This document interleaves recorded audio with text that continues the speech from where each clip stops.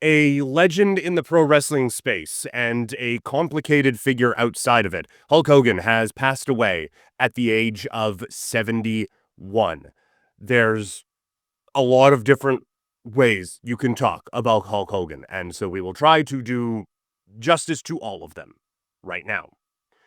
For um the wrestling aspect of this, it's tough. Like it's tough to really talk about one without the other because you have this person who was the first like global icon in professional wrestling, and we can talk about important figures in wrestling. But you have to start with, or at least very quickly get into the discussion of Hulk Hogan. He was massive as a human, as a personality, and his impact in the world of pro wrestling. When Vince McMahon wanted to take wrestling into the national space, they he pinpointed Hulk Hogan as the guy to do that on, and they rode his broad shoulders all the way to the top of the mountain and being able to, however many people you think they put into the Silverdome back at WrestleMania 3, they put that many people in there, 93,000, 85,000, whatever you want to say. They had a lot of people in there watching pro wrestling. It became mainstream. They got onto NBC when before it was just from smoky ballrooms and placed on different television networks regionally.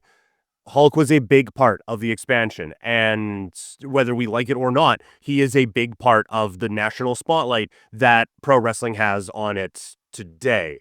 Um, this is like he is still probably the most famous wrestler of all time.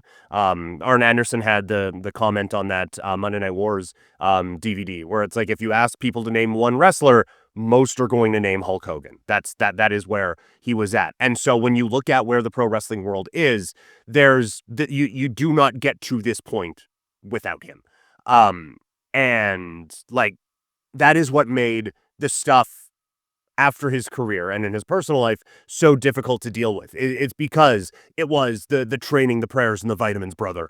And he would go up even at 6'7", 300 pounds, and just looking like a very tanned Greek god out there. He still somehow found a way to be the sympathetic figure, the underdog going up against King Kong Bundy or Andre the Giant or Earthquake. And then coming back, and he is the good guy in a story where his presence is splitting up a marriage with Macho Man Randy Savage and Miss Elizabeth, and then he is coming back to fight for the honor of his country, going up against Sergeant Slaughter at WrestleMania 7, and then later against Yokozuna at WrestleMania 9. Boy, you wonder where he got his worldviews from. But you can, like, it is a very difficult thing to take someone who looks that big and that imposing and have them be the underdog, the sympathetic figure, and then the relatable figure. And he was able to do that. And it is, if you even go back now, knowing what you know, it's tough to not get sucked back in when you watch a promo and he is talking about again like this is where the power lies, brother, and like all those, like so much of it, if I read it, it sounds like a crazy person, but it is the delivery, it's the look, it's the muscles, it's the everything about him that just draws you in. There is a charisma that brings you into his space, and it enthralls you. And then to be as big of a part of the NWO as he was, and to be like still with the John Cena heel turn, it had to live up to that one. It had to live up to Hulk Hogan, that this guy who was the red and yellow, and to this guy who everyone believed in. Now he has turned his back on all of us. And like again, wrestling wise, was he the best in ring? He was not. But was he even the coolest in that group? He wasn't. Were there some times where it didn't seem like it fit? There absolutely was. That story doesn't get over as well without him there. It just doesn't. Like if Sting's the third man, if Mabel's the third man, like if anyone else is the third man, it doesn't work nearly as well. You don't get all the shirts. You don't get the 83 weeks of WCW beating the WWF in the Monday Night Wars. You don't get a Monday Night Wars at all. It is just Hogan against the Dungeon of Doom until that fades away, and then they kind of just go away. But it was his presence in that that made it so big. And then he comes back to the WWF and he has the one more big moment with The Rock at WrestleMania 18. And then even the match with Vince McMahon at WrestleMania 19 and the stupid Mr. America stuff and all of that. Like, it just, a lot of it worked. And it was just because of this natural charisma and everything that he had, which is why all the stuff after sucks so bad, with the just blatantly racist comments in the tape with Bubba the Love Sponge, and then afterwards the just refusal to take accountability. And once that came out, then it was because there had always been a lot of like, oh well, Hulk didn't want to do this, Hulk didn't want to do that. Like, he was an easy target, and he was, oh well, he has creative control, and he has this, that, and the other thing, and that's why we're not supposed to like him, because he kept all these good wrestlers down. He wasn't even that good of a wrestler, and everything like that. On that part of it, and I know I'm going off on a bunch of tangents right now, but on the wrestling part of it, I think he was what he needed to be. Because you go back and you watch some of the stuff of him in Japan, and he's doing drop kicks and arm drags and everything like that. He could have done all of that. So I don't think he could have done it. Like, I'm not saying like, well, if he would have applied himself, he could have been Bret Hart. I'm not saying that. Certainly not. But it would have been more than just shoulder tackle, test of strength. Now I'm hulking up, brother, and now it's big boot leg drop, and we're off to the next town. But that there was a little bit more wrestling skill in there, but he just kind of learned what he needed to do. And so why would he do anything extra from that? But that always had a little bit of resentment from the wrestling world. And so you always had all these negative stories, and then it turns out it's this. And it was it was the lack of accountability that came out of that was so infuriating and so frustrating.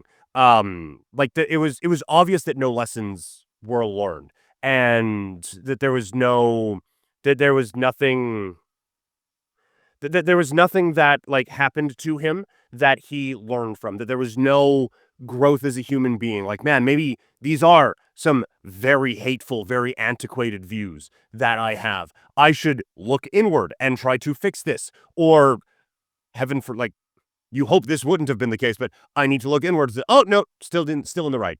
But there was obviously no introspection at all. It was just, I'm just gonna do this, and I'm gonna say, oh well, basically, sorry I got caught, and that was the extent of it. And people were so willing to let him come back into like life, basically, the public spotlight. And so willing to just be like, okay, look, you said this awful thing. If you could just apologize and say that you've learned from this, a lot of people would just be willing to move on. And we can have a bigger conversation about whether that's right or wrong. But so many people, if it just like, it was just could you just let us love you, please? And he couldn't even do that. He couldn't go out and take accountability. He couldn't apologize. Heaven forbid there was any personal growth with this guy at all. And so it just kind of, well, guess he's a scumbag.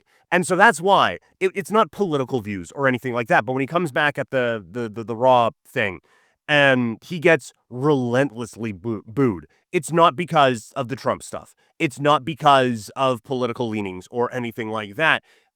Undertaker, same thing. It was on a podcast with Donald Trump and didn't, like, he got a smattering of it maybe, but he didn't really get that.